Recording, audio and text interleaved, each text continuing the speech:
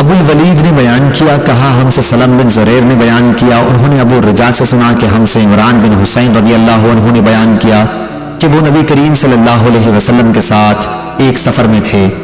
رات بھر سب لوگ چلتے رہے، جب صبح کا وقت قریب ہوا تو پڑاؤ کیا۔ چونکہ ہم تھکے ہوئے تھے اس لیے سب لوگ اتنی گہری نیند سو گئے کہ سورج پوری طرح نکل آیا۔ سب سے پہلے ابو بکر صدیق رضی اللہ عنہ جاگے، لیکن حضرت صلی اللہ علیہ وسلم کو جب آپ سوتے ہوتے تو جگاتے نہیں تھے، چونکہ آپ خود ہی جاگتے۔ پھر عمر رضی اللہ عنہ بھی جاگ گئے۔ آخر ابو بکر رضی اللہ عنہ آپ کے سر مبارک کے قریب بیٹھ گئے اور بلند آواز سے اللہ اکبر کہنے لگے۔ اس سے حضرت صلی اللہ علیہ وسلم بھی جاگ گئے اور وہاں سے کوچ کا حکم دے دیا۔ پھر کچھ فاصلے پر تشریف لائے اور یہاں آپ اترے اور ہمیں صبح کی نماز پڑھائی۔ ایک شخص ہم سے دور کونے میں بیٹھا رہا، اس نے ہمارے ساتھ نماز نہیں پڑھی۔ حضرت صلی اللہ علیہ وسلم جب نماز سے فارغ ہوئے تو آپ نے اس سے فرمایا، اے فلاں، ہمارے ساتھ نماز پڑھنے سے تمہیں کس چیز نے روکا؟ اس نے عرض کیا کہ مجھے غسل کی حاجت ہو گئی ہے۔ حضرت صلی اللہ علیہ وسلم نے اسے حکم دیا کہ پاک مٹی سے تیمم کر لو۔ پھر اس نے بھی تیمم کے بعد نماز پڑھی۔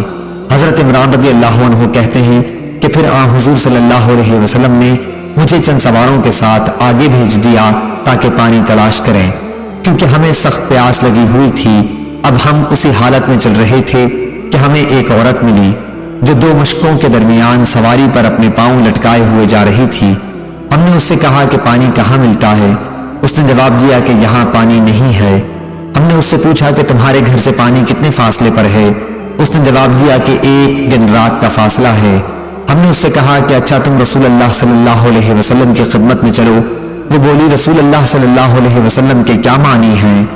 عمران رضی اللہ عنہ کہتے ہیں کہ آخر ہم اسے حضور صلی اللہ علیہ وسلم کی خدمت میں لائے۔ اس نے آپ سے بھی وہی کہا جو ہم سے کہہ چکی تھی، ہاں اتنا اور کہا کہ وہ یتیم بچوں کی ماں ہے، اس لیے واجب الرحم ہے۔ حضرت صلی اللہ علیہ وسلم کے حکم سے اس کے دونوں مشکیزوں کو اتارا گیا اور آپ نے ان کے دہانوں پر دست مبارک پھیرا۔ ہم 40 پیاسے آدمیوں نے اس میں سے خوب سیراب ہو کر پیا اور اپنے تمام مشکیزیں اور بالٹیاں بھی بھر لی۔ صرف ہم نے اونٹوں کو پانی نہیں پلایا، اس کے باوجود اس کی مشکیں پانی سے اتنی بھری ہوئی تھیں کہ معلوم ہوتا تھا کہ ابھی بہہ پڑیں گی۔ اس کے بعد حضرت صلی اللہ علیہ وسلم نے فرمایا کہ جو کچھ تمہارے پاس ہے کھانے کی چیزوں میں سے ہو میرے پاس لاؤ۔ چنانچہ اس عورت کے سامنے ٹکڑے اور کھجوریں لا کر جمع کر دی گئی۔ پھر جب وہ اپنے قبیلے میں آئی تو اپنے آدمیوں میں سے اس نے کہا کہ آج میں سب سے بڑے جادوگر سے مل کر آئی ہوں، یا پھر جیسا کہ اس کے ماننے والے لوگ کہتے ہیں وہ واقعی نبی ہے۔